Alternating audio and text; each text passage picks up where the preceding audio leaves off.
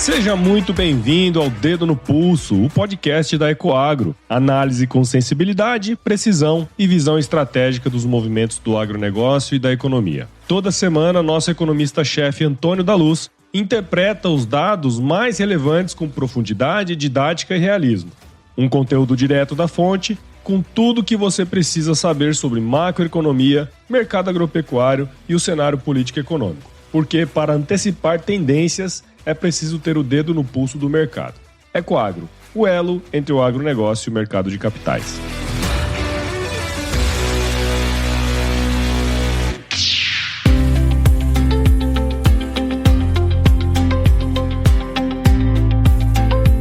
Olá, investidores! Olá, pessoal do agronegócio! Que bom tê-los conosco também nesta semana que vai do dia 30 de março ao dia 5 de abril de 2026. Sejam todos muito bem-vindos à nossa reunião de guidance semanal que fazemos através do Dedo no Pulso, Panorama Macroeconômico e o Agronegócio, que é um oferecimento da Ecoagro, a maior securitizadora do agro do Brasil. Pessoal, se segurem na cadeira hoje, prestem atenção, peguem lápis e papel, porque hoje nós vamos destrinchar a política monetária brasileira. Eu estou preocupado com o que está acontecendo com os juros no Brasil. Estou preocupado com o que está acontecendo do lado monetário. E estou mais preocupado ainda porque a maioria das pessoas nem sabem o que está acontecendo. E nós estamos falando de pessoas que têm uma fazenda para tocar, uma empresa para tocar, uma carteira de investimentos para tocar, uma asset para tocar, enfim, pessoas de todas as atividades econômicas do Brasil deveriam saber o que está acontecendo. Mas infelizmente não é assim que as coisas acontecem. Mas nós vamos fazer uma análise profunda, já vamos falar dela. Mas antes eu quero trazer a agenda desta semana, que vai ser uma agenda, apesar de ser uma semana mais curta, porque nós temos feriado de Sexta-feira Santa, nós temos um monte de indicadores saindo. No Brasil, por exemplo, nós temos o IPC da FIPE, nós temos o IGPM, inflação ao nível do atacado, nós temos IPP ainda de fevereiro, ou seja, nós não capturaremos ainda no IPP o forte aumento dos combustíveis, que eu vou falar deles aqui hoje, mas nós só vamos percebê-los daqui a um mês no IPP. Quando estivermos sobre a mesa, os dados referentes a março, eles não saem ainda, agora recém sairão os de fevereiro, do IPP. Nós teremos empréstimos bancários, e se na segunda-feira sair o relatório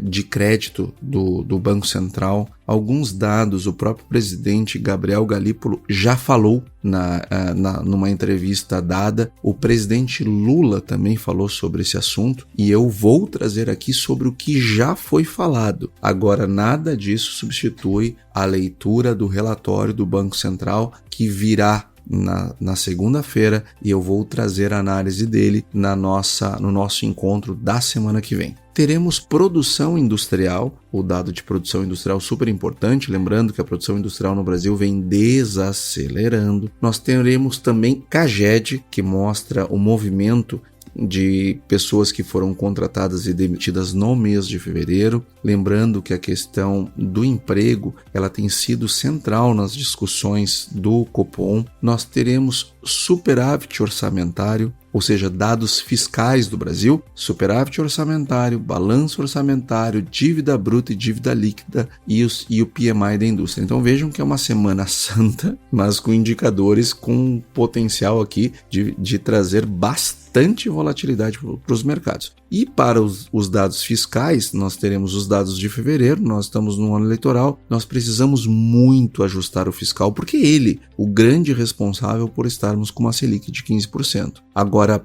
não parece que é isso que vai acontecer neste ano. Nós teremos nos Estados Unidos o payroll, que é o principal indicador econômico lá nos Estados Unidos, é o equivalente ao nosso CAGED aqui, mostra o movimento de pessoas contratadas e demitidas. Teremos taxa de desemprego por lá, ofertas de empregos JOLTS, que mostram quantas vagas estão abertas para serem ocupadas, pedidos iniciais e contínuos de seguro-desemprego. Então vejam que nós temos os dados de emprego que são muito relevantes para a formação de perspectivas econômicas lá nos Estados Unidos, e eles saem essa semana. Teremos confiança do consumidor, PMI industrial, estoques semanais de petróleo, vendas e núcleo de vendas no varejo, referentes a fevereiro, antes do período que iniciou a guerra, e a balança comercial do lado dos Estados Unidos, referentes a fevereiro, serão os dados de balança, exportação, importação, etc. E lá na China, nós vamos ter os PMIs. E aqui, gente, eu preparei 2 materiais. Um que vai ser,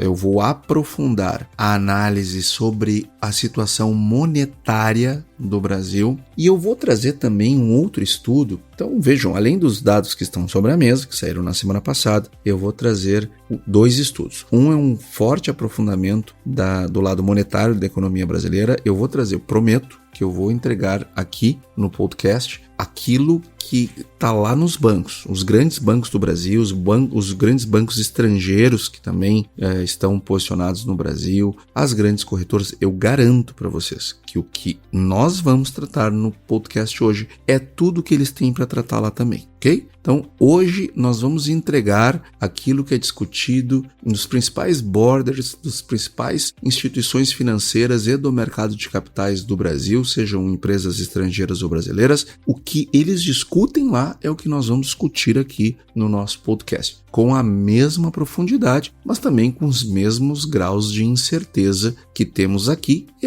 são os mesmos que eles têm lá. Vamos entregar o ouro aqui. Portanto, pegue papel, pegue caneta, ouça com muita atenção essa parte, porque nós vamos falar com densidade, nós vamos aprofundar os assuntos com simplicidade, do modo que todo mundo entende. Agora, não tem como ser diferente. Se nós queremos entregar o ouro, nós temos que cavar mais fundo. E nós vamos cavar fundo hoje aqui na nossa análise monetária. E eu vou trazer um estudo que nós estamos discutindo com investidores, os investidores lá da Ecoagro, porque a gente tem recebido muita demanda, pessoal muito preocupado com a crise do agro. E eu tenho tentado mostrar que sim, o agro passa por uma crise. Agora é engraçado, né? Fala-se muito da crise do agro.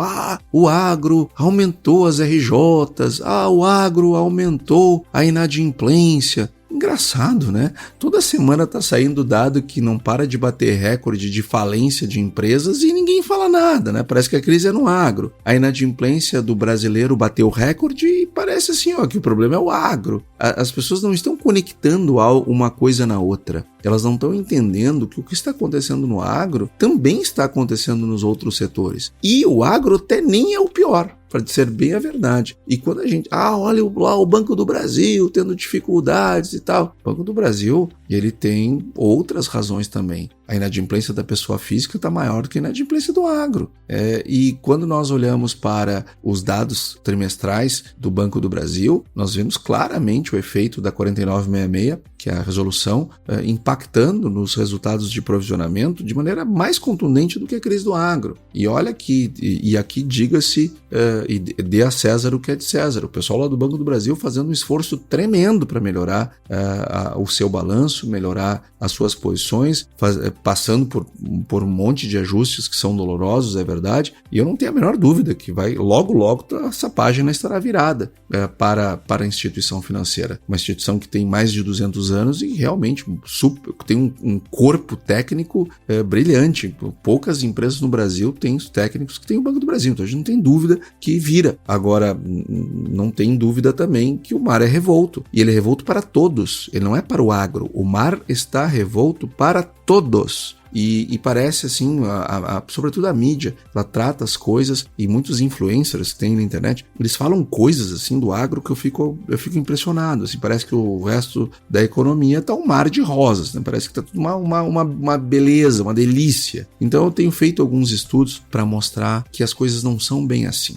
E dentre elas eu vou mostrar a razão de dependência do mundo em relação ao agro brasileiro, o que aconteceu nos últimos 10 anos. E talvez vocês fiquem impressionados com os números. E vocês vão ver que o agro tem uma grande vantagem em relação aos outros setores, é que ele não depende somente do consumo interno. Nós não dependemos no agro apenas do que está acontecendo na capacidade de consumo das famílias do Brasil. Não, porque o agro está exposto ao mundo e não exposto apenas ao Brasil. Isso é uma grande vantagem que nós temos. E nas próximas semanas eu vou trazer outro estudo aqui, que quando eu mostro isso, muita gente diz, mas e a China? Tá, mas o Brasil depende da China e nós estamos muito concentrados em China. Será? Será que isso é uma verdade? Será que isso é uma verdade absoluta? Eu fiz um estudo também mostrando o quanto o Brasil depende da China e o quanto o Brasil depende de outros países, e eu tenho certeza absoluta que vocês vão ficar surpresos com os dados. Mas não vai ser hoje que eu vou trazer isso, senão o podcast não termina. Eu vou trazer provavelmente na semana que vem, quando eu falar de maneira mais contundente sobre China. Agora, quero falar também da desaceleração que ela está vivendo. Temos bastante coisas para falar sobre China. Vamos chegar lá, mas um dia de cada vez, um passo de cada vez. Hoje eu quero começar falando sobre o lado monetário, porque poucos temas afetam tanto e de maneira tão transversal a vida econômica de um país quanto a trajetória dos juros. Eles determinam o custo do crédito, o retorno dos ativos, o ritmo de crescimento, o comportamento do câmbio, a dinâmica da inflação. Em última análise, nós estamos falando da velocidade com que as empresas, com que as fazendas crescem ou decrescem, ou se endividam, ou comprometem EBITDA futuro com pagamento de juros, com um montante de dívida. Nós estamos falando, em última análise, de projetos que se viabilizam ou não se viabilizam. Projetos que vão ser postos em marcha de investimentos ou vão ser guardados para um próximo momento de juros mais baixos. E patrimônios se constroem ou se deterioram observando o que está acontecendo no lado monetário. E é justamente por isso que os maiores bancos do mundo, as principais corretoras, os melhores economistas, os melhores gestores, aqueles que analisam as questões com mais sofisticação técnica, dedicam boa parte da sua energia em uma única pergunta: qual é o próximo passo dos juros no Brasil? Então, hoje, nesse episódio, nós vamos responder essa pergunta de forma mais completa e mais fundamentada que conseguimos. E nós vamos passar, para fazer isso, pelas últimas atas do Copom, a última que saiu na semana passada, evidentemente, mas eu também vou trazer uma comparação com aquela que saiu em janeiro. Vou comparar a ata da reunião 277 com a reunião de 276. Vou trazer também aqui o relatório de política monetária do Banco Central, que analisa a inflação de maneira mais profunda, e eles divulgaram isso na semana passada. Mas eu não vou ficar só por aqui. Eu vou trazer a curva de juros de mercado do Brasil, porque houve sim um aumento significativo na curva de juros, e ela aconteceu por 3 motivos. Eu vou trazê-los aqui. Por que a curva de juros ela é importante? Porque ela não mostra o que o mercado tem de expectativa, ela mostra o que o mercado está tradando sobre taxa de juros no Brasil lá no futuro, sobre as decisões futuras do Copom. Então não é o que as pessoas acham, é o que elas estão botando dinheiro, e não é aposta, isso aqui não é uma bet, não é aposta do mercado, é o mercado se protegendo de oscilações. Então, e por que eles fazem isso? Construindo modelos matemáticos que apontam, dadas as determinadas variáveis que nós conhecemos hoje, o que elas apontam para o futuro, de juros, de inflação, ou melhor, de inflação, porque inflação precede juros, de juros e assim por diante. E aí vem títulos públicos, vem todo o arcabouço. Eu vou mostrar para vocês o que fez a curva de juros empinar nessa semana. Vou trazer também para vocês o que aconteceu nos preços de combustíveis, sobretudo diesel, nas bombas, porque isto tem um impacto em termos inflacionário muito grande e que ainda não foi para o preço. Isto não foi para o preço, porque isso não está no IPCA, isso não está no IPP, mas vai vir. E eu quero trazer para vocês antes que venham, para que quem está aqui no nosso Dedo no Pulso saiba antes das coisas. Este é o nosso compromisso. E cada bloco do que eu vou trazer de política monetária, porque eu separei da maneira mais didática e simples possível de ser entendida um assunto que é bastante complexo do ponto de vista teórico. Mas todo mundo vai entender, todo mundo vai acompanhar. E juntos, esses blocos, eles formam um mapa bem completo, disponível hoje, sobre onde a política monetária brasileira está. E mais do que isso, sabendo onde ela está, para onde ela pode ir. Porque, gente, infelizmente, existe uma mudança importante nas perspectivas de política monetária do que nós esperávamos antes de começar esse conflito e do que estamos vendo agora. O que temos de perspectiva agora perante os aumentos que estão surgindo pós-início de guerra.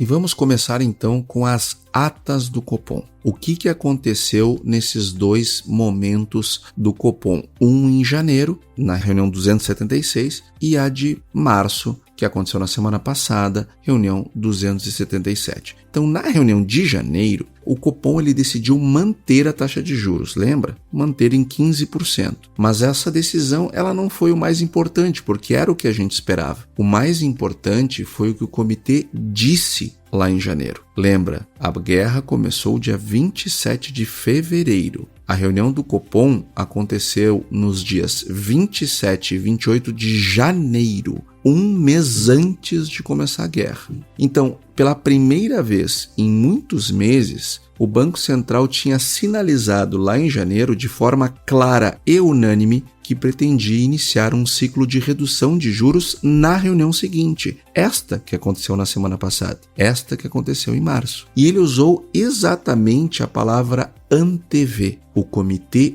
antevê iniciar a flexibilização da política monetária em sua próxima reunião, que é essa que aconteceu na semana passada. E quando um colegiado que define política monetária num país, ele indica o que vai fazer, ele tem que cumprir, a menos que aconteça uma hecatombe. Ele tem que cumprir. Banco Central, quando diz o que vai fazer, tem que cumprir. Se ele tem certeza do que ele vai fazer, ele não só antevê o movimento, como ele dá o número. Olha, antevejo que vou cortar meio ponto, 0,25 ponto, mas não foi isso que ele fez. Como ele não sabia a magnitude ainda, precisava ver mais informações, ele disse que começaria um ciclo de flexibilização de política monetária, mas não disse o tamanho. Nós, desde o início, falamos, é 0,25 e o que veio? 0,25. Agora, isso não é pouca coisa, porque no vocabulário do Banco Central, essa sinalização explícita ela é um compromisso, condicionário ao cenário, claro, mas é um compromisso. O mercado inteiro leu aquilo como um pré-anúncio. E aí, então, chegou março. E chegou a reunião de número 277, que aconteceu nos dias 17 e 18 de março. E o Copom liberou esta ata na semana passada. E ele cumpriu o que havia sinalizado, mas com um detalhe importante que mudou tudo ao redor. Para e presta atenção no que nós estamos discutindo agora. O corte veio. O Copom cumpriu o que disse. A Selic passou de 15 para 14,75, uma redução de 0,25 ponto percentual, unânime entre todos os membros do comitê. Mas o mundo havia mudado entre janeiro e março. Uma guerra muito importante, com impactos muito fortes naquilo que é base da economia, que é o petróleo, aconteceu. E o Banco Central precisou explicar por que estava cortando mesmo assim. E tudo isso por conta de um choque que ninguém esperava, o choque no Oriente Médio.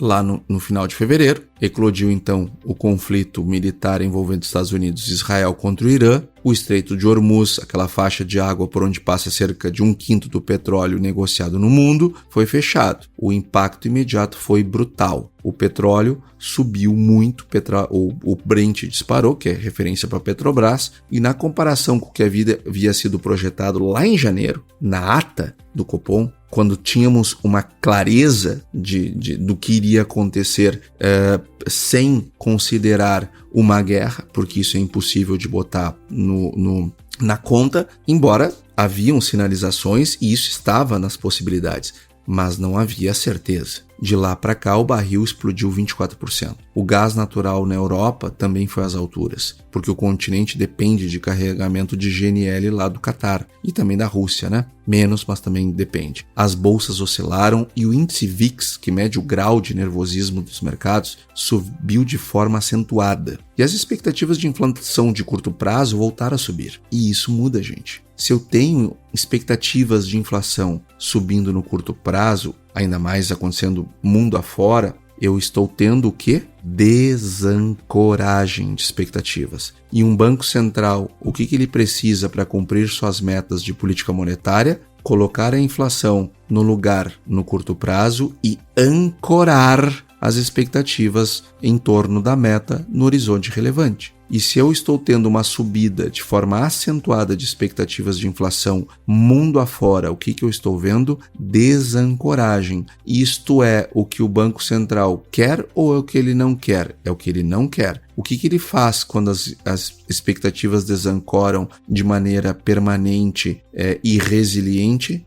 Sobe juro. É isso que o Banco Central faz, em qualquer lugar do mundo. Então o Banco Central ele foi direto na ata. O cenário externo tornou-se significativamente mais incerto. As condições financeiras globais ficarão mais restritivas. E o que o relatório de política monetária de março dedicou páginas inteiras para analisar como esse choque de energia se propaga no Brasil? A boa notícia é que nós já discutimos isso na semana passada e na retrasada, e o Banco Central, no seu relatório de política monetária, não falou nada que você que está aqui toda semana já não saiba. Agora, a má notícia. A má notícia é que aquilo é grave. Esses choques são graves e nós temos preocupações grandes. E lembra que eu disse para vocês que eu ia mostrar alguns dados, primeiro para os heads da Ecoagro, para os sócios, para os diretores e para todos os heads, e depois traria aqui para vocês? Pois muito bem, eu vou trazer. Nossos estudos, eles apontam, nós fizemos alguns choques, tá? Demos choques pensando o seguinte, tá? E se o barril do petróleo, em média, ficar em R$100 ao longo de 2026? A média do ano todo, tá? Não é agora, é o ano todo. Bom, num cenário desses, nós temos um IPCA em 5,41. 110 só para 5,83, 120 para 6,29 e assim vai acontecendo. Tá? Então, quanto mais alto o barril do petróleo, mais alto fica o nosso IPCA. Lembrando que a nossa meta é 3 e tem um intervalo de aceitação de 4,5. Então, com o barril do petróleo a 100, o Banco Central já não cumpre a meta. E se o Banco Central não cumpre a meta, ele pode baixar o juro? Ele pode baixar a Selic? É óbvio que não. Então percebe que nós temos um fator novo. E aí eu fiz um outro estudo que se chama função de impulso-resposta, que nos dá com isso uma decomposição de variância. Isso são modelos econométricos que a gente roda quando a gente quer entender se der um choque de uma coisa, o que acontece nas outras. Então, muito bem, para eu segurar a Selic, para eu segurar o IPCA, para que ele não exploda à medida que vai subindo o barril do petróleo, nós temos que, com uma Selic, com o petróleo na casa de 100 a 110 dólares, eu tenho que manter a Selic em 14,75. Ou seja, como está agora, não cai nada. Para de cair a Selic agora, com um petróleo entre 100 e 110 de média do ano. Ou seja, para agora de cair a Selic, não cai mais no ano de 26. Tá, mas se o barril do petróleo subir para 120 dólares e esta for a média do ano subir para 120 dólares, bom, aí eu tenho que subir a Selic para 15,25, ou seja, pior do que estava. Eu tenho que subir a Selic meio ponto percentual do que está hoje. Tá, mas e se seguir subindo no intervalo de 130 a 140? Bom, aí eu tenho que subir a Selic para 16. Então, olha a gravidade do que nós estamos falando. Bom, e se subir para 200? Se bater o recorde de 148 dólares e passar de 150, que é algo que o Goldman Sachs está trazendo como possibilidade? Bom, nesse caso, senhores e senhoras, não adianta subir a Selic. Deixa ela em 16 e não sobe mais, porque simplesmente ela não vai resultar em segurar a inflação. Aí aperta os cintos, faz sinal da cruz, que funciona melhor do que subir mais a Selic do que 16, porque nós vamos simplesmente destruir o tecido econômico brasileiro e não vai resolver o problema.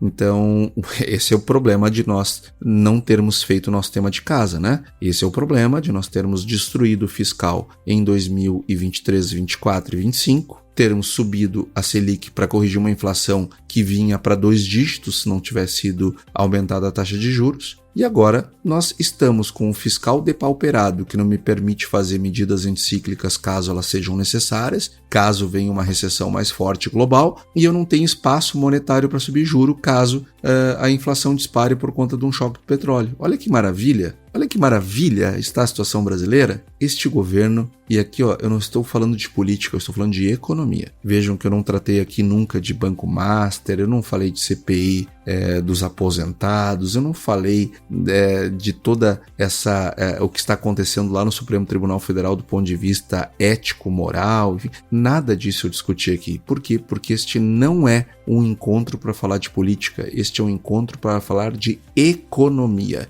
E falando de economia, este governo ele não é irresponsável, ele é muito irresponsável. E hoje nós não temos espaço fiscal para medidas anticíclicas e espaço monetário para fazer correção de inflação caso tenhamos um choque mais forte de petróleo. As duas principais políticas econômicas são política fiscal e política monetária. E nenhuma delas nós temos espaço de reação, dada a irresponsabilidade que esse governo cometeu ao longo desses últimos 3 anos. Então, dito isso, estes são estudos nossos, estudos que da casa, não são estudos que estão na ata do Banco Central. Eu quero deixar isso bastante claro. Agora, o Banco Central, ele vai fazer esses estudos. Aliás, ele já tem estudos análogos, tá, a estes. E talvez eles divulguem. Se eles divulgarem, eu vou trazê-los aqui. Agora, o ponto central do Copom de março é o seguinte, olha, cortei os juros mesmo assim. Por que eu cortei os juros? Mesmo já sabendo da guerra, porque o Banco Central avaliou que as evidências acumuladas de que a política monetária estava funcionando, havia desaceleração da atividade, havia queda da inflação, os sinais de transmissão dos juros para o crédito e para a demanda eram suficientemente robustas para justificar um início de ciclo. E se parar agora, diante de um choque externo, ainda bastante incerto na sua duração, seria reagir de forma precipitada a algo que pode ser transitório. Então, isto justificou o Banco Central, o Copom, por ter reduzido os juros. Ou seja, eu dei o call que ia reduzir lá na reunião de janeiro. Vejo que a situação fundamental permite. Eu não vou deixar de fazer o que eu disse que faria por conta de algo que eu não sei a duração. Agora, o recado veio junto. Daqui para frente, sem guidance, sem sinalização prévia. E isto, gente, precisa ficar claro na sua cabeça. O Copom não disse que vai baixar juros na próxima reunião. Aliás, ele não disse que vai baixar juros a partir de agora. Ele disse que a cada reunião será decidida com base nos dados disponíveis naquele momento. E o Banco Central colocou um óculos de data dependência. Ou seja, a partir dos dados que vierem, eu vou tomar decisão. Tem muita gente dando como certas reduções neste ano e não tem certeza de nada. Então vamos ver o que a inflação, o que os números estão dizendo da inflação. Já que o Banco Central vai decidir com data dependência, pois então vamos aos dados. Vamos aos números porque são eles que contam a história mais interessante. Ecoagro, o elo entre o agronegócio e o mercado de capitais. O IPCA, acumulado em 12 meses, chegou em fevereiro a 13,81. Maravilhoso. Isso representa uma queda expressiva em relação ao pico que foi de 5,53 que nós atingimos lá em abril de 2025. A inflação está em trajetória de queda. Isto é inegável. O que puxou para baixo? Principalmente a alimentação no domicílio. Os preços dos alimentos acumulam uma queda de 0,11 ponto percentual em 12 meses até fevereiro, ou seja, deflação. Para o consumidor, isso é um alívio real na sua vida. Para o produtor rural, um sinal de que a pressão de demanda nesse segmento arrefeceu. Cuidado! O câmbio também ele ajudou, porque o real se apreciou ao longo de 2025 e início de 2026, e isso segurou os preços dos bens industriais e importados. Mas, e há sempre um mas, a inflação de serviços segue elevada. Em 12 meses, os serviços acumulam uma alta de cerca de 6%.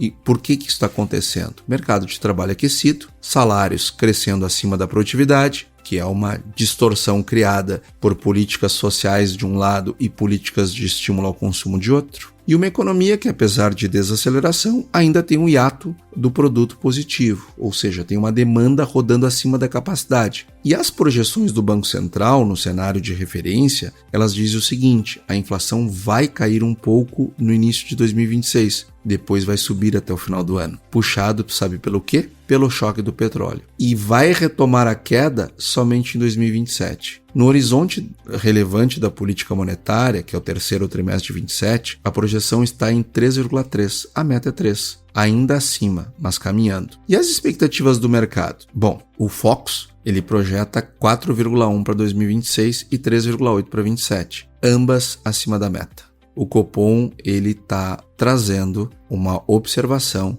de política monetária, de expectativas em processo de desancoragem. Esses 4,1 é o que o Copom falou lá na ata. Só que de lá para cá, nós tivemos outra divulgação do Fox. Então, as coisas estão piores. Eu já vou mostrar para vocês. E o fiscal, ele é, de fato, o elefante na sala. Tem um tema que aparece nas duas atas, com o mesmo peso, com as mesmas palavras e que não pode ser ignorado: política fiscal. O Banco Central, ele não é o guardião do fiscal. O guardião do fiscal está lá no Ministério da Fazenda. Isso é papel do Congresso Nacional e do Executivo. O Executivo no Ministério da Fazenda dando tom, batendo bumbo, e o Congresso vindo junto ou então segurando os arroubos do Executivo, coisa que não aconteceu. O Congresso é tão responsável pela situação fiscal do Brasil quanto o Executivo. Mas o Copom sabe disso e ele deixa registrado que o ambiente fiscal afeta diretamente o trabalho de política monetária. E nas duas últimas reuniões, o recado foi o mesmo e foi dado com firmeza. As atas mencionam explicitamente 3 preocupações: o esmorecimento no esforço de reformas estruturais, o aumento do crédito direcionado e as incertezas sobre a estabilização da dívida pública. E o comitê diz com todas as letras que esses fatores têm potencial de elevar a taxa de juro neutra da economia. E o que é a taxa de juro neutra? É aquela que nem acelera e nem freia a política monetária. Deixa ela em ponto morto. Se ela sobe, o Banco Central precisa trabalhar mais para produzir o mesmo efeito contracionista. Ou seja, a taxa de juro mínima para eu nem ampliar e nem contrair a base monetária. É o piso da Selic, tudo ou mais constante. Em outras palavras, aqui vamos tentar dizer de outro jeito: mais dor, mais tempo de juros altos, mais custo de desinflação. É isto que o Copom está dizendo sobre a política fiscal. Lembrando, tá? Eles foram todos indicados pelo atual presidente. Os números do relatório de política monetária, eles dão o contexto também, porque o déficit primário do governo central chegou a 59 bilhões em 2025, dentro da meta fake, porque agora o governo ele não fez pedaladas. Ele fez alterações, tirou itens que são despesas primárias da conta primária, com uma querida ajuda do Supremo Tribunal Federal. Mesmo assim, está crescendo. Dívida bruta do governo saltou para 79% do PIB e o Fox projeta que chegue a 84% no final de 2026 e a 93% lá no final de 2030. Isso é uma trajetória de alta que o mercado observa com muita atenção, porque isso é absolutamente insustentável. E tem uma atenção bastante interessante aqui, porque o governo ele projeta cumprir a meta fiscal de 2026 com superávit de 35 bilhões. Mas os analistas de mercado que olham, os economistas que olham com seriedade, consultados pelo Banco Central, projetam um déficit de 70 bilhões. Então, veja, o governo diz que vai cumprir uma meta de 35, mas o mercado trabalha com um déficit de 70 bi. Nós estamos falando de 105 bi de diferença entre o que o governo diz que vai fazer e o que o mercado acha que ele vai fazer. E essa diferença vem principalmente de expectativas distintas sobre a arrecadação. Para o Copom, isso importa de duas formas. Primeiro, vamos falar do impacto direto. Um fiscal mais frouxo estimula a demanda e pressiona a inflação. Segundo, de maneira estrutural, porque tem uma percepção de risco fiscal que vai se elevando, o prêmio de risco se eleva e isto deprecia a taxa de câmbio, ou seja, a taxa de câmbio fica com tendência de alta e desancora expectativas. Então, câmbio depreciando puxa a inflação. Expectativas desancorando puxam a inflação. O que o Banco Central faz em situações como essa? Mantém uma política monetária mais restritiva. E então nós temos que ver o seguinte: vamos passar para um outro ponto importante, que é o endividamento das famílias. Porque veja, tá? Nessas alturas do campeonato, eu imagino que já há clareza na sua cabeça que o Banco Central ele está ficando com muitas dificuldades para baixar juros. Ele não disse que vai baixar juros na ata e ainda trouxe um rosário de dificuldades que ele aponta para conseguir baixar os juros daqui para frente. Acontece que esses juros, nas alturas do jeito que estão, são extremamente danosos para a economia brasileira. E não é papel do Banco Central se preocupar com a atividade econômica. Quem tem que se preocupar com isso é o Ministério da Fazenda. Agora, o Banco Central, ele é o cara que ministra o remédio. Quem cuida da saúde para não ficar doente é a esplanada dos ministérios, é o Palácio do Planalto e o Congresso Nacional. O Banco Central, ele só ministra o remédio. Ele só ministra a dose. Quem cuida da saúde são os três poderes. Então, ele dá uma dose para tentar resolver o problema de inflação, mas nós estamos com um endividamento das famílias imenso. E, então, eu quero trazer aqui a diferença da notícia e o discurso. No mesmo dia que o Banco Central publicou seu relatório de política monetária e cortou a Selic em 0,25 ponto percentual, o presidente Lula foi a Anápolis, em Goiás, visitar uma fábrica de automóveis. E lá, diante das câmeras e microfones, ele falou sobre o endividamento das famílias brasileiras. E o que ele falou merece ser reproduzido com cuidado, porque revela muito mesmo. Não apenas sobre o diagnóstico do governo, que é absolutamente equivocado, a gente sabe, mas também como é que ele enxerga a sua própria responsabilidade no problema. E você sabe, né? O presidente Lula nunca sabe de nada. Ele não conhece ninguém. Ele nunca viu, não sabe. Então ele gosta de se colocar alheio às consequências das decisões que ele mesmo tomou. Porque, segundo ele, o brasileiro se endivida porque compra, abre aspas, uma blusinha de R$50 na internet, fecha aspas. Depois compra uma de 80, depois de 30 para 40 e vai comprando e quando chega no final do mês, a somatória dessa quantidade de pouquinhos fica grande. E aí, disse Lula, com exatas palavras que você vai ouvir aqui, abre aspas, a gente começa a ficar zangado. Pô, trabalhei o mês inteiro, recebi meu salário e não sobrou nada. Aí quem você xinga? O governo. É lógico, porque o mundo é assim, fecha aspas. Então veja como ele constrói essas narrativas com muita eficiência para se conectar na cabeça do brasileiro. Mas vamos parar aqui por um momento. Um chefe de Estado, diante de um problema estrutural grave, como é o endividamento de proporções históricas que o Brasil está.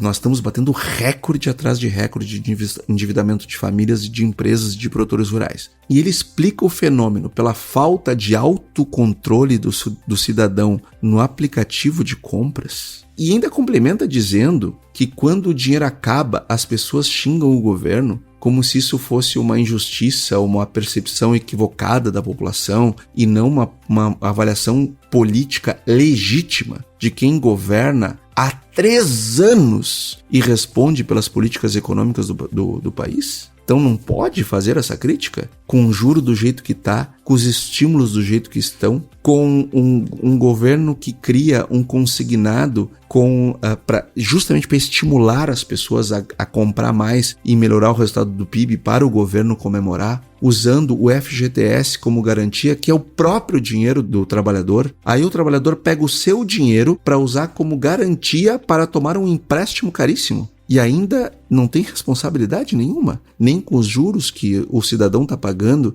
nesse endividamento. Então, o que está realmente acontecendo? Os dados eles não deixam margem para narrativas alternativas como essa que o presidente está trazendo. O endividamento das famílias brasileiras com o sistema financeiro terminou o ano passado com praticamente 50% da renda acumulada em 12 meses alocada para dívida. Se eu pegar o quanto o cara deve e o quanto o cara vai receber em 12 meses, dá metade. Isto vem crescendo mês a mês. E o comprometimento da renda, que é a fatia do salário mensal, que vai direto para pagar dívidas, ou seja, uma coisa é o quanto eu devo em relação à minha renda, outra coisa é o quanto eu comprometo por mês. A minha dívida está em quase 50%, mas o comprometimento mensal ele está em 29,2%. Isto é um nível recorde. Vai sair um relatório agora, nesta segunda-feira dessa semana, que vai trazer novos números, serão maiores. Isso significa que para cada real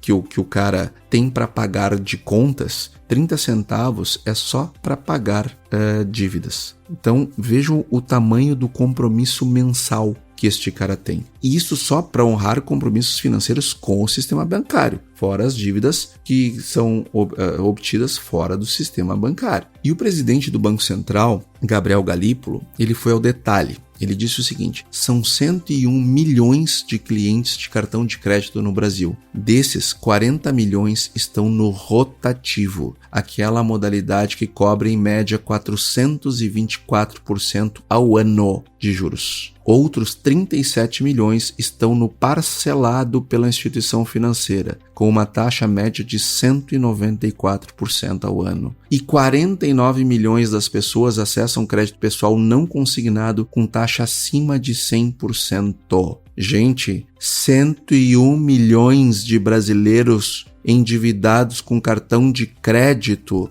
dos quais 40 milhões no rotativo com juros de 424, ou seja, dos 40% dos brasileiros que usam cartão de crédito, 40% deles estão no rotativo pagando 424 e outros 37% eles estão no parcelado da instituição financeira pagando 194%. Então, 77% dos usuários de cartão de crédito no Brasil estão pagando um juro entre 194% a 424% de juros. E nós temos outros 49 milhões de brasileiros acessando crédito pessoal não consignado a taxa acima de 100%. Então, isso é gravíssimo. E o presidente Gabriel Galípolo, ele foi bastante objetivo. Ele disse, olha, a grande maioria das pessoas com crédito ativo no país está pagando taxas acima de 100%. E isso não é uma exceção, isso é o padrão do brasileiro. Então, veja a gravidade da situação. E o presidente fazendo bravata lá em Anápolis.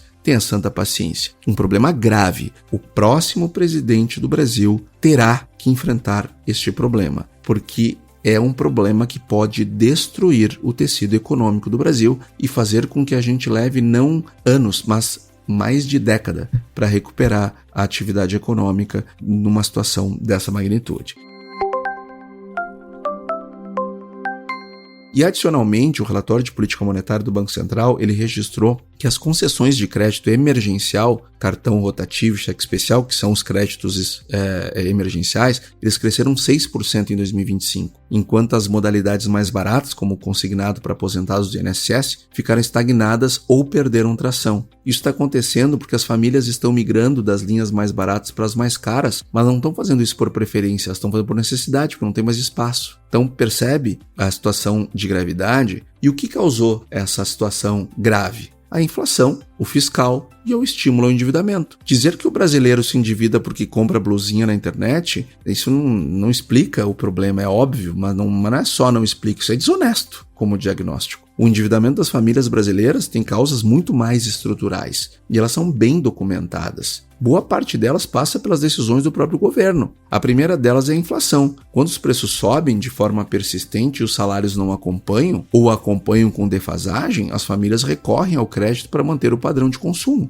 Não para comprar supérfluos, como o presidente sugere, mas para pagar o aluguel, para comprar alimentos, para cobrir a conta de energia, O crédito emergencial, o cartão rotativo, o cheque especial, são instrumentos que existem justamente para este momento de aperto. E quando a inflação é gerada em parte pelo desequilíbrio fiscal, como o próprio Copom documenta nas suas atas, a cadeia de causalidade ela é bem clara com o governo. Gasto público excessivo gera inflação. Inflação corrói o poder de compra e as famílias se endividam.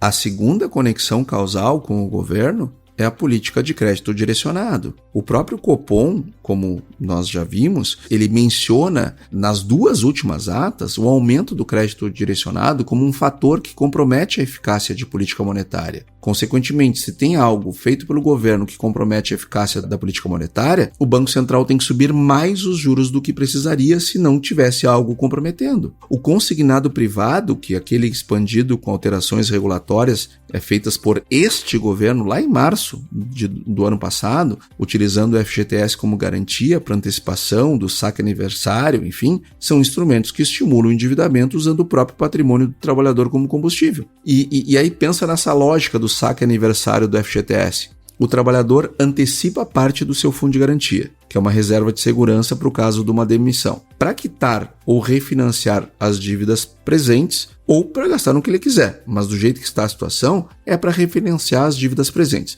Em troca, em caso de demissão sem justa causa, ele perde o acesso total a este fundo. O governo facilita esse mecanismo, o trabalhador aceita porque está pressionado e o resultado é que a rede de proteção do trabalhador vai se deteriorando e esse dinheiro que serviria para a sua proteção, ele vai para a economia. E ao ir para a economia, ele aumenta a base monetária, pressiona a inflação. Só que esta garantia, eu não estou dizendo que eu concordo com ela, tá? Eu sou contra ter FGTS. Esse dinheiro do trabalhador ele tinha que botar na mão dele para ele fazer o que ele quiser, sempre, e não ser uma benesse do governo. O que eu estou pegando aqui é um fragmento sem considerar a questão de se é justo ou não é justo ter FGTS. Eu estou aqui simplesmente dizendo o seguinte, já que as regras são essas, uma vez funcionando desse jeito, o que acontece em termos de política monetária? Porque, na minha opinião, isso não tem nada de apoio para a família, isso é só um mecanismo de transferência da fragilidade financeira do curto prazo para uma vulnerabilidade ainda maior no futuro. E nós temos outro ponto que são as bets, que têm sido também bastante discutidas nas discussões monetárias, que é um terceiro vetor macroeconômico que vem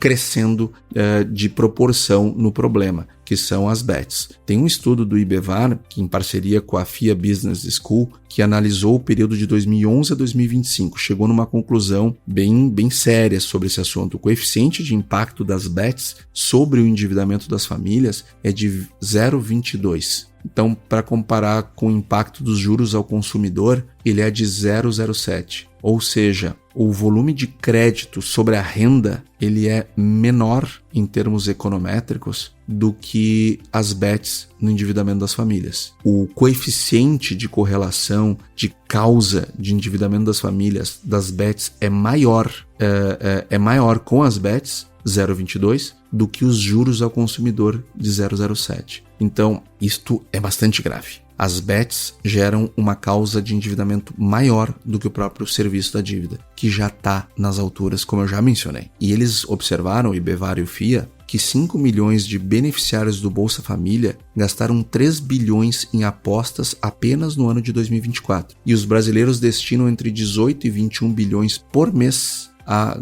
com apostas online. Aí não é só o pessoal da Bolsa Família, né? São os brasileiros como um todo. De 18 a 21 bilhões em apostas online. Não é à toa, né, que 58% da nossa bolsa é regida por estrangeiros. O brasileiro, imagina se a gente botasse de 18 a 21 bilhões de reais todo mês na bolsa brasileira para financiar as empresas brasileiras, trazendo mais gente para ser sócio das empresas brasileiras. Olha como a gente podia melhorar essa situação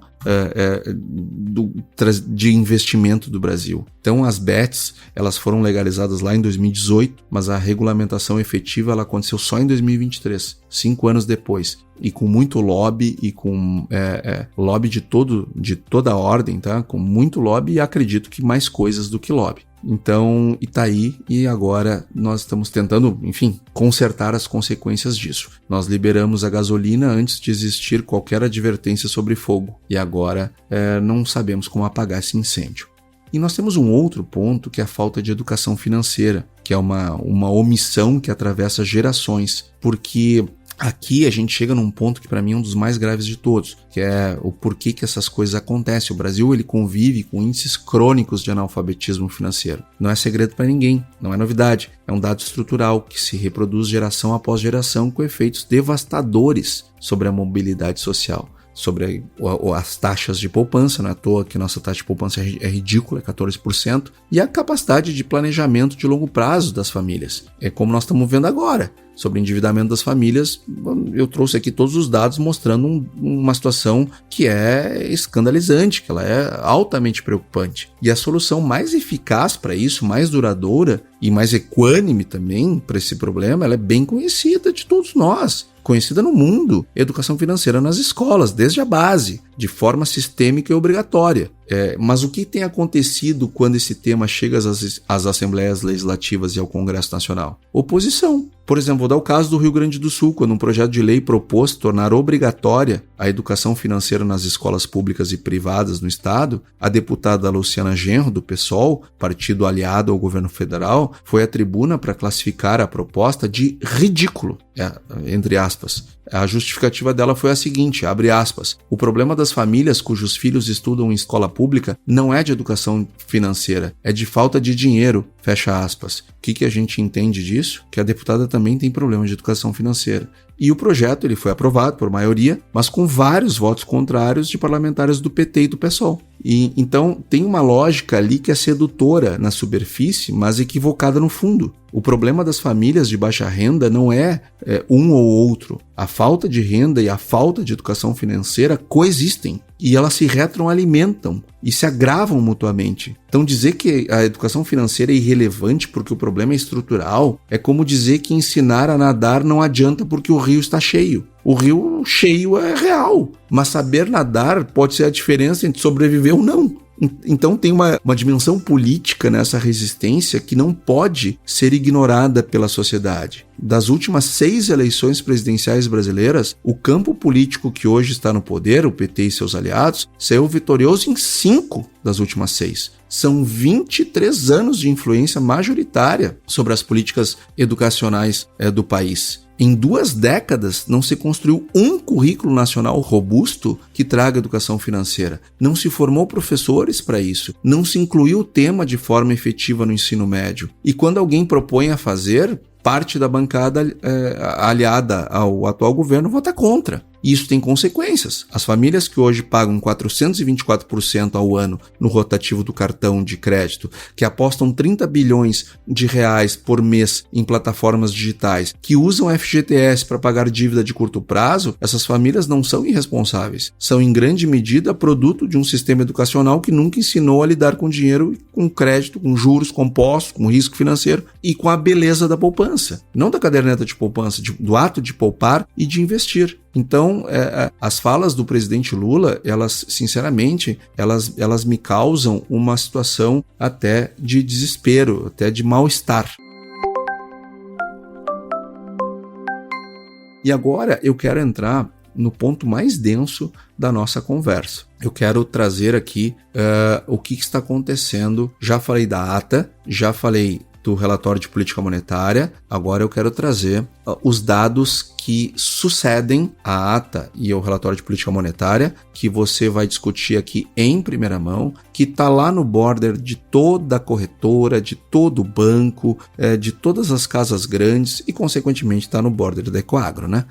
Para ser discutido. Vamos lá. Nós temos que olhar para a curva de juros. Primeiro, vamos olhar para a curva de juros, que é a estrutura a termo da taxa de juros que é calculada pela Anbima. E eu peguei a data, a última data do dia 27 de março, que é a sexta-feira da semana passada. É o último dado que eu tenho para gravar a nossa reunião de guidance semanal. Então vamos lá. A Selic está em 14,75 ao ano. Mas a curva de mercado, no vértice mais curto, que são 21 dias úteis, que dá praticamente um mês, está em 14,39, ou seja, já abaixo da Selic. Tá, isso daqui não está errado, tá? É o mercado precificando que vai ter cortes, e vai ter cortes no ano. E já nas próximas semanas, a taxa efetiva do DI vai continuar recuando. É isto que o mercado está tradando. Não é o que ele acha, é o que ele está se posicionando. No DI de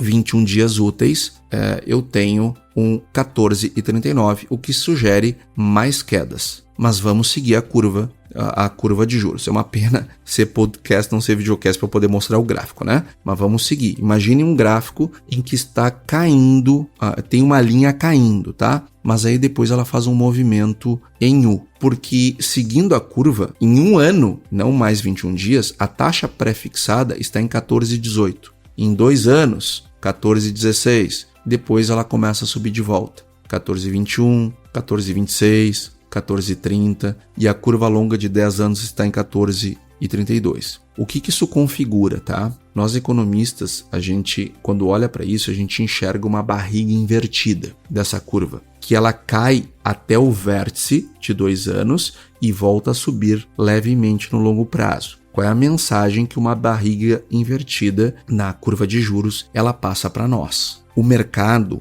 numa situação dessas, ela passa para nós o seguinte: o mercado acredita que o ciclo de cortes vai acontecer, que a Selic vai cair durante 26. Mas a taxa de juros de equilíbrio do longo prazo, ela não é baixa. Ela converge para algo em torno de 14,30. Então, o que nós estamos entendendo da curva de juros? Que lembrem que o Copom ele disse nas atas, a taxa de juro neutra está sendo pressionada para cima pelo fiscal frouxo e pelo crédito direcionado. E o mercado incorporou exatamente esse risco na parte mais longa da curva. A inclinação da curva pré-fixada, que é no vértice mais curto, ele é menor, ele está praticamente flat. E o mercado não acredita em juro baixo no Brasil no longo prazo. O que isso daqui nos mostra? Que sim, o mercado acredita que a Selic vai cair, mas o mercado está acreditando, está tradando uma Selic caindo para 14,25 mais ou menos. Ou seja, nós estamos falando mais 2 cortes. E nós estamos falando mais 2 cortes ao longo de todo 2026 e 27. É isso que o mercado está trabalhando hoje. Lembra que o mercado trabalhava com 12,25 antes da guerra? Agora ele está trabalhando com 14,25, 14,30. E de novo, não é projeções do Focus, é o que o mercado está operando. E por que o mercado está operando isso? Porque eu mostrei para vocês projeções do IPCA a partir de médias de preço do petróleo e eu mostrei para vocês funções de impulso-resposta, o que esperar dos juros dados determinados padrões de preços do petróleo. E o que vocês acham que os meus colegas economistas-chefes e suas equipes de bancos, corretoras, etc. fizeram? A mesma coisa. Então eu estou trazendo para vocês aqui o que o mercado faz, o que as pessoas usam no mais alto nível. Então, o mercado hoje está precificando uma Selic de 14,25 e olha lá. Agora, isto está escrito em bronze? É claro que não. Se a guerra acabar, nós temos um petróleo vindo para baixo e aí as coisas vão ter que ser reprecificadas. Mas dado o cenário de hoje, se houver inércia, as coisas continuarem como estão, é isso que você deve esperar. Juros de 14,25 é o que o mercado está tradando na curva de juros. E outro ponto ainda mais revelador é a inflação implícita. A inflação implícita ela é extraída da diferença entre a curva pré-fixada e a curva de juros reais, atrelada ao IPCA. E o que o mercado está precificando como inflação futura é um vértice a vértice. No prazo de 6 meses, a inflação implícita está em 5,04, acima da meta que é 4,5. Lembra da minha projeção que eu fiz de IPCA? Pois muito bem, eu estava falando de um IPCA a 5,41.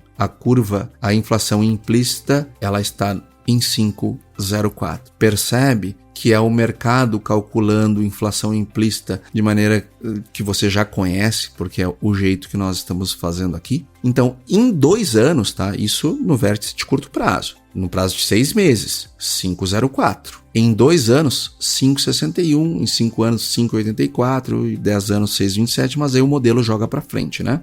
Então, pausa aqui por um instante. O mercado está dizendo que a inflação média no Brasil ela está ficando cada vez mais distante da meta. Isto, o que é isso? O nome disso? Desancoragem. Então, o que as instituições financeiras, as gestoras de recursos, as assets, as tesourarias de bancos, investidores globais, o que eles estão dispostos a pagar para se proteger da inflação brasileira ao longo dos próximos períodos de curto prazo e de longo prazo. E há uma inclinação consistente nessa curva implícita. Ela sobe continuamente no curto e no longo prazo. E o spread entre o vértice de 6 meses e o de 10 anos é de 1,24 ponto percentual. Isso significa que o mercado não apenas acredita que a inflação ela vai permanecer alta, mas ele também acredita que ela vai ficar progressivamente mais alta no longo do tempo. Ou seja, que vai haver pressão. E quando a gente conecta isso com a ata do Copom e pega o comitê, ele usa uma expressão que eu vou botar entre aspas aqui, expectativas desancoradas, porque ele citou isso, e diz que isso exige restrição monetária, entre aspas, maior e por mais tempo, as coisas estão absolutamente conectadas. E a curva da inflação implícita confirma o nosso diagnóstico com precisão de quem põe o dinheiro no risco. Ou seja, não é alguém que está fazendo modelo como eu, é o pessoal botando dinheiro no risco. E tem um terceiro elemento que é a curva de juros reais. Então, no curto prazo, em 6 meses, o juro real implícito nas notas, nas NTNs-B, nas notas do Tesouro Nacional Série B, ela está em 8,78. Imagina, gente. Está pagando IPCA mais 8,78 ao ano.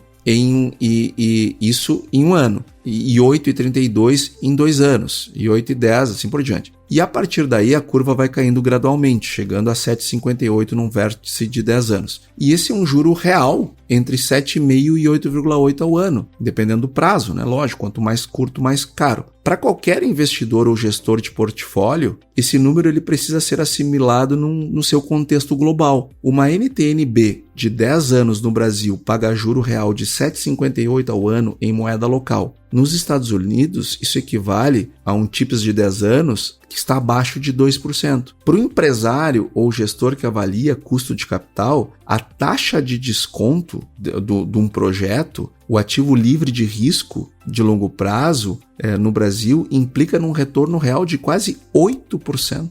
Então, qualquer projeto de investimento que não entregue acima disso, ele está destruindo o valor em relação ao benchmark soberano. Então, o que eu quero dizer com isso? Que investir no Brasil fica muito difícil, porque se eu tenho que ter uma taxa de retorno superior a 8% líquida de inflação, eu tenho muita dificuldade de viabilizar projetos. Então, o que a curva de juros está nos dizendo em síntese? Que o mercado acredita no ciclo de cortes de curto prazo, mas também acredita que a Selic vai cair ao longo de 2026 muito pouco. E também o mercado deixando claro que não acredita que o Brasil vai conseguir ancorar a inflação na meta de 3%, nem no médio e nem no longo prazo. E ele precifica o juro real estruturalmente elevado como uma condição permanente da economia brasileira e não como uma coisa passageira. E a leitura coletiva de quem aloca capital todos os dias, ela ecoa com muita retumbância nos ouvidos do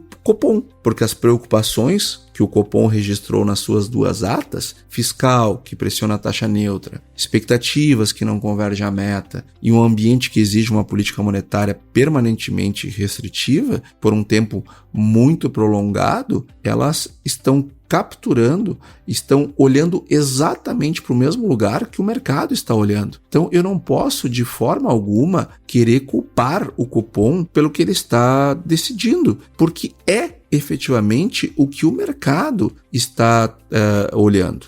E aí, por fim, eu vou falar da desancoragem. Nós estamos vendo uma desancoragem por parte do relatório Focus muito forte mesmo. Quando nós olhamos os dados dessas últimas semanas, o salto ele assusta, porque vejam comigo, lá antes da guerra estava 3,91 a projeção para 2026. Ele subiu para 4,10 e agora depois para 4,11 e agora subiu para 4,17. Então olha a magnitude da alta, o gráfico é uma flecha apontada para cima. E isso tudo está acontecendo pela incorporação do preço do petróleo, que aumenta o preço do diesel. O preço do diesel médio no Brasil, diesel S10, tá? Médio no Brasil, Antes da guerra, dia 27 de fevereiro, estava 6,13. Dia 27 de março, exatamente um mês depois, sexta-feira passada, estava 7,60, ou seja, houve um aumento de 24% no preço do diesel em um mês. 24%. Gente, você acha que isso daqui não vai bater no IPP? Você acha que isso aqui não vai bater no IPCA? É óbvio que vai. É óbvio. Vai começar logo. E o IPCA 15, ele já veio uma pancada e que já bagunçou todas as perspectivas. Agora, infelizmente, eu estou gravando esse podcast antes de sair o Focus da segunda-feira, que vai ser ali às 8 e pouco da manhã. 8h30 mais ou menos. Eu garanto para vocês, vem alta, vem mais desancoragem no dado, por causa do IPCA 15, que já começa a incorporar o efeito do aumento do diesel, mas isso é só o começo, Então, infelizmente, o que eu estou vendo, o que o mercado está vendo e o que o Copom está vendo está correto. E o que nós estamos vendo é algo muito complicado. Então vejam, o Copom não deu nenhuma sinalização que vai baixar juros. A curva de juros, que é o que o pessoal está se protegendo e botando dinheiro, dá conta de mais 0,5 ponto percentual ao longo desses próximos períodos, até ao longo de 2026. Gente, se a guerra continuar, é isso que temos para o almoço. Agora, se a guerra acabar, bom, aí nós vamos ter que fazer as contas todas de novo. Por isso que a gente precisa torcer para esse negócio acabar logo.